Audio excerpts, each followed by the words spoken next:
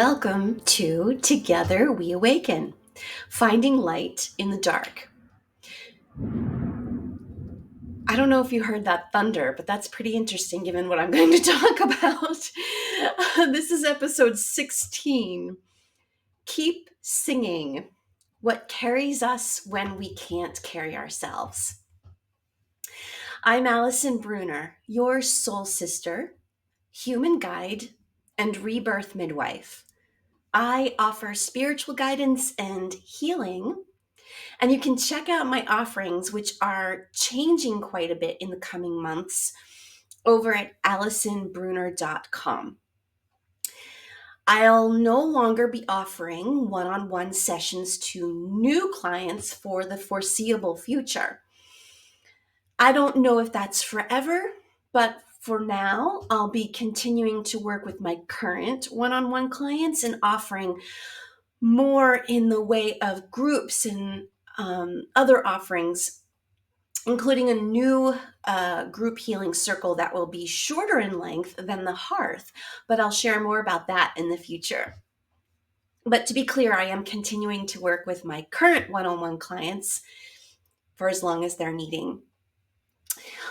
When I tried to plan this episode, nothing that came to me felt right.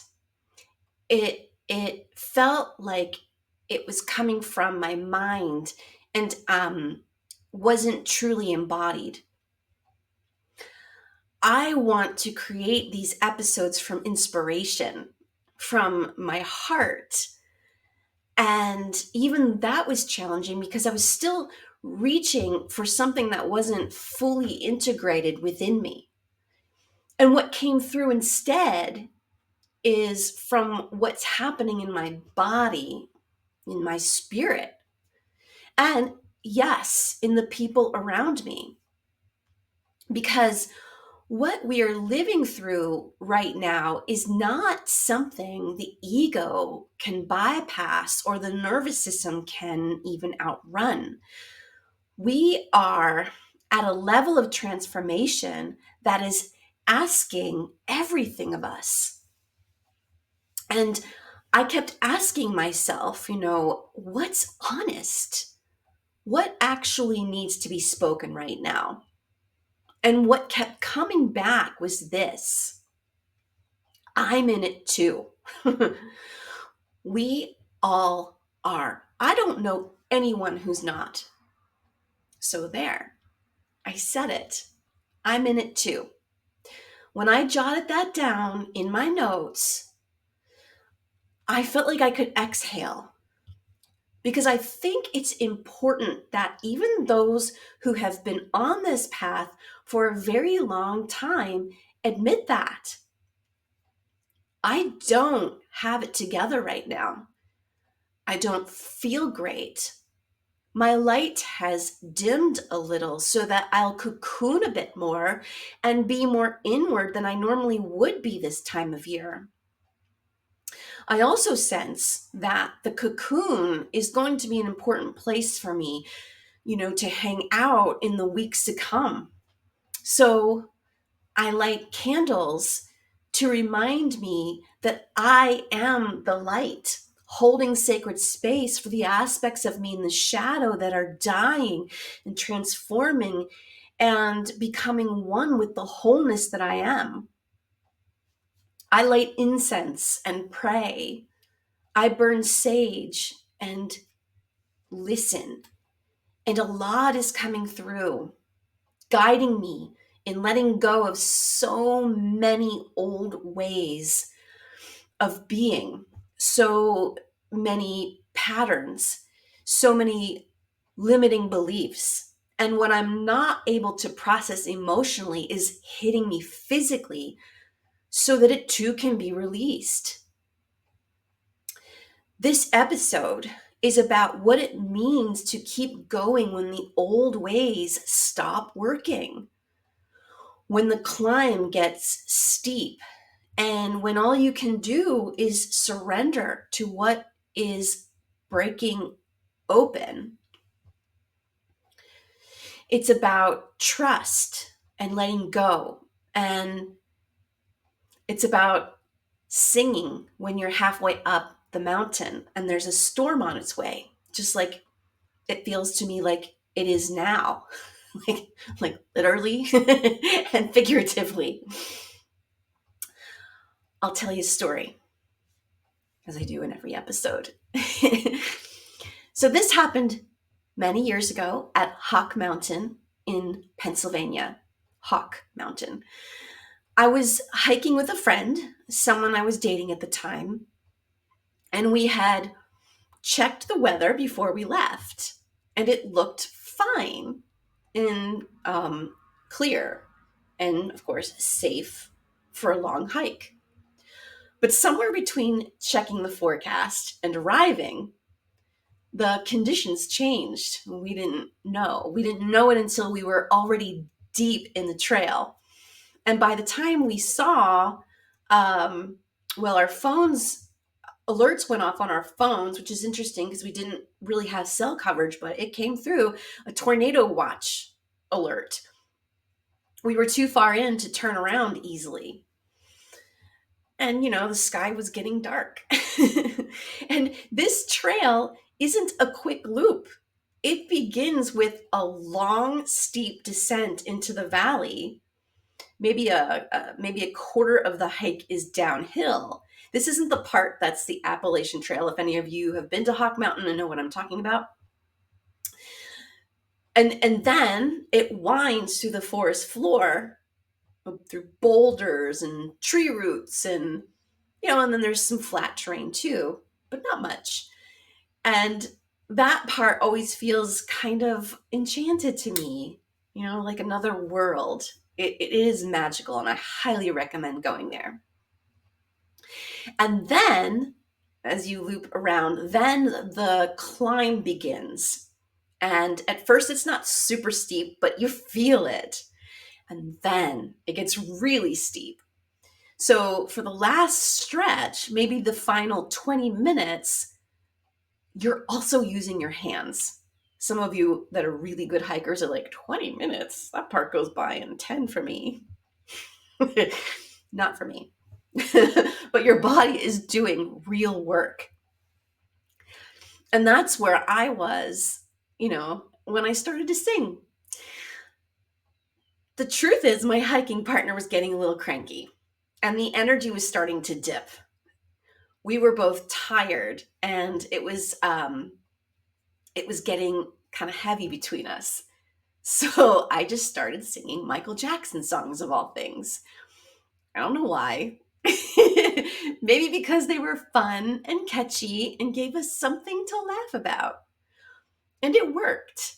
We laughed. It was ridiculous. The mood lifted, and it helped us to keep going. I also remember looking around as I climbed. I was, still pretty out of breath and not sure how close we were to the top, but I was just taking it all in and just trying to enjoy the beauty of it, and even enjoy that my body could do what it was doing. The mountain laurel, it was just curving like open palms, and there was the moss covering the rocks in the shade, and there were the papery birch trees and wild ferns. And at one point, I could also see a hawk, of course, soaring through an opening in the canopy. And I remember thinking, maybe the only way I'll make it through this part, that making it through this stretch, is by noticing the beauty as I climb.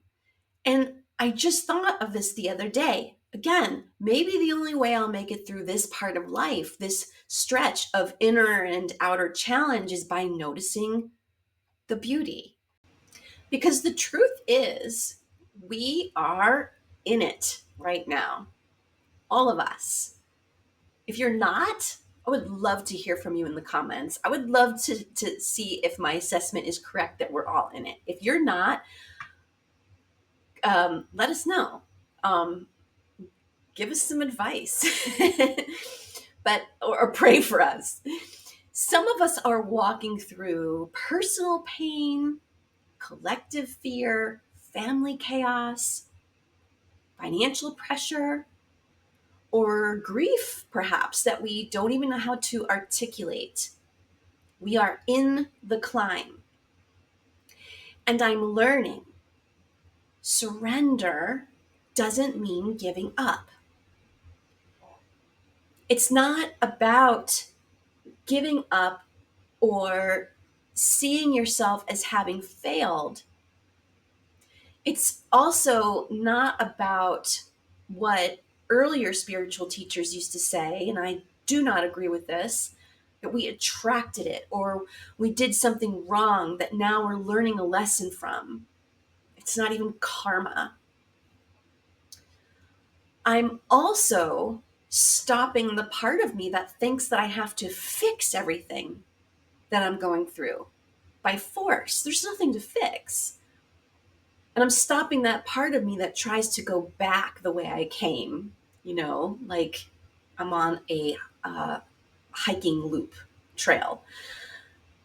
Surrender for me has started to look pretty simple.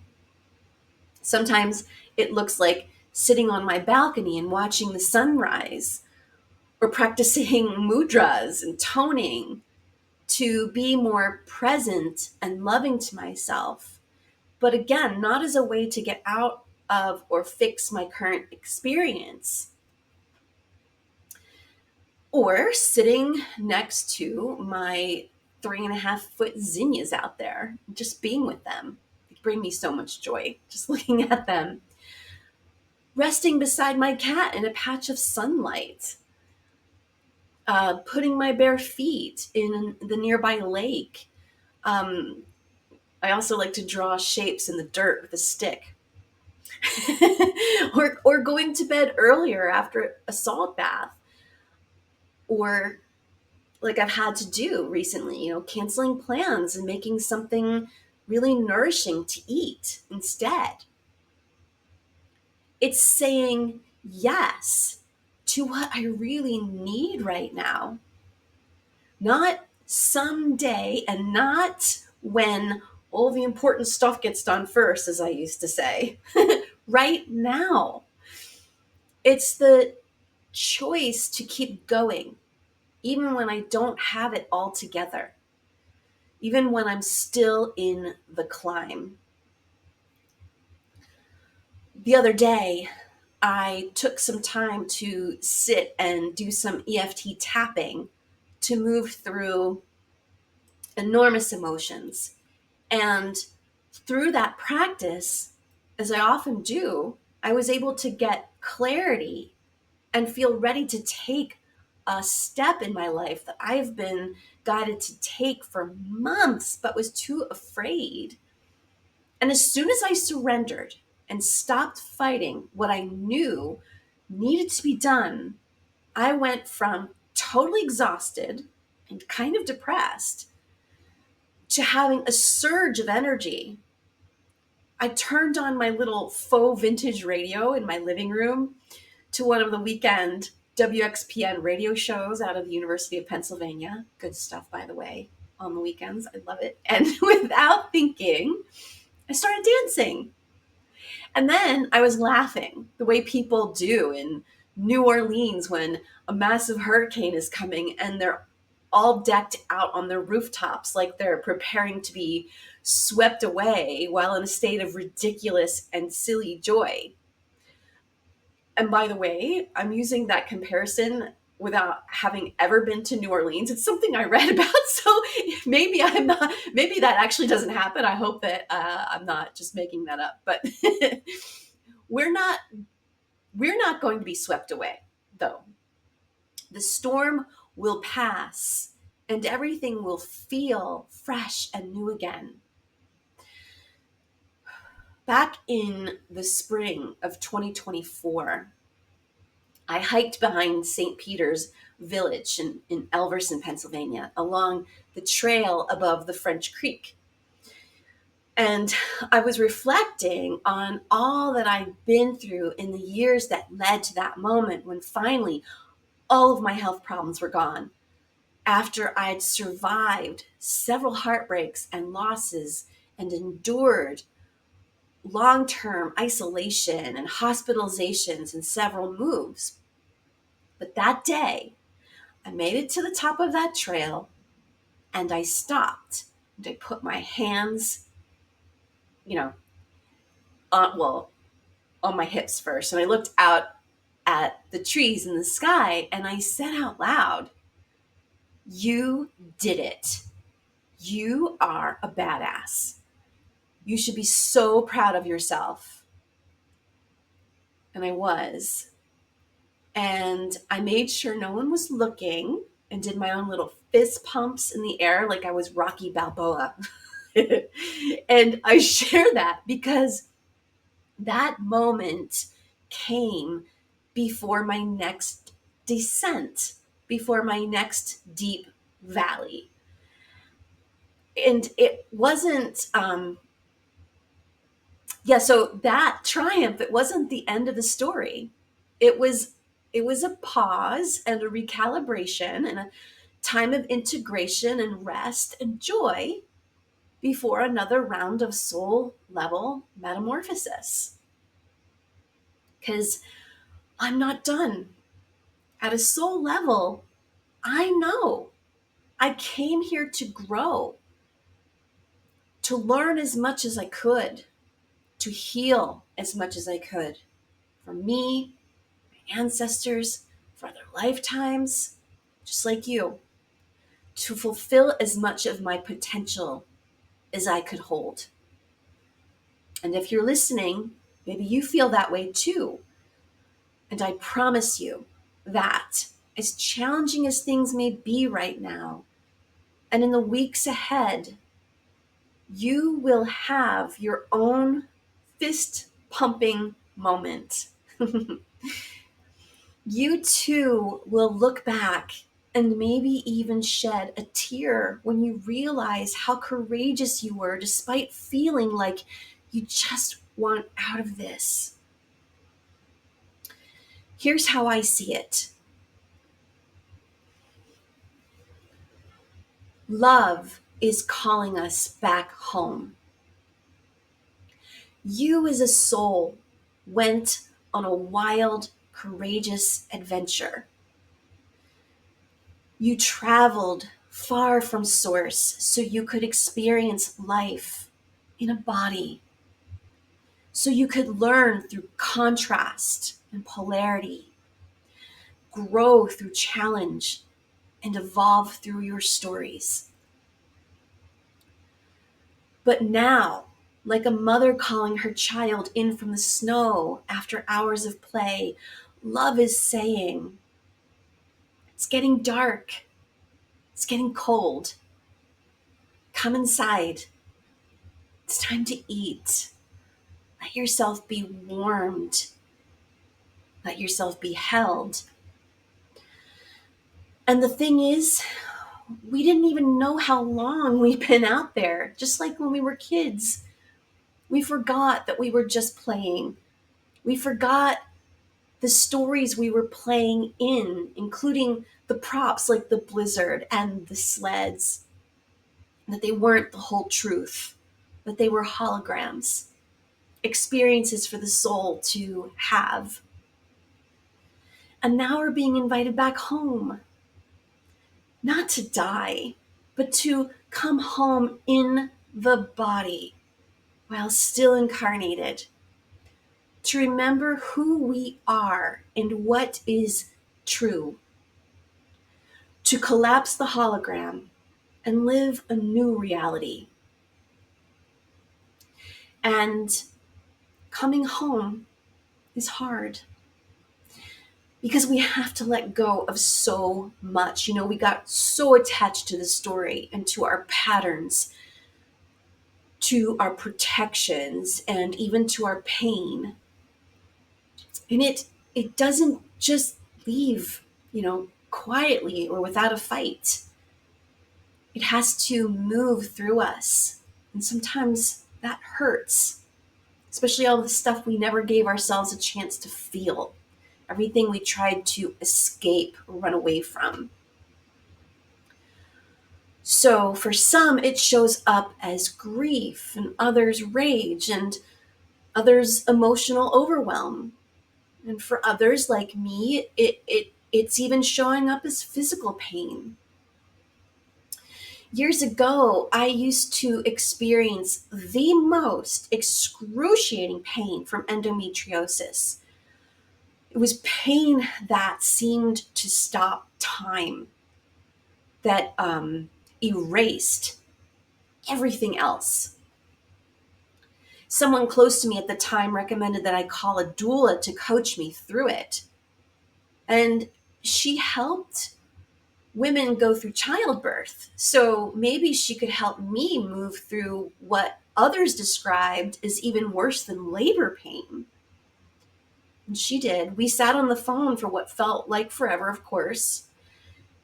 It was probably only, I don't know, 20 to 30 minutes waiting for my pain medicine to kick in. I have never known pain like that. I mean, I was seeing white, and I kept thinking, how long is this going to last? I can't do this. I can't even survive this. But every time I thought about time, how long I'd been in it and how much longer it would go on, I suffered more. It was like trying to resist a wave while it's crashing over you. It doesn't save you when you do that. It just knocks you down harder. And then I had an aha about it. I realized that when I stopped asking when it would end, I started asking, can I be with this just for now? Then something changed, and I started breathing slower and more deeply, more consciously. And I stayed with my body, and I didn't try to push the pain away. I witnessed it and stayed present with it. I wasn't thinking I am in pain or I am pain. It was more like, okay, pain is here and I'm here with my body as she experiences this. And as a result, the pain didn't vanish, but the suffering started to ease because I stopped judging it and identifying with it. I stopped measuring how long it had been or how long it would last. I observed the pain, knowing that it wasn't me. It was an experience, neither good or bad. I labeled it sensation, energy, because that's what it was. And I stayed with my body with so much love for her. And I think that's what presence does. It doesn't erase pain, but it gives us a way to hold ourselves through it. You can't measure your way out of suffering, but you can breathe your way through it.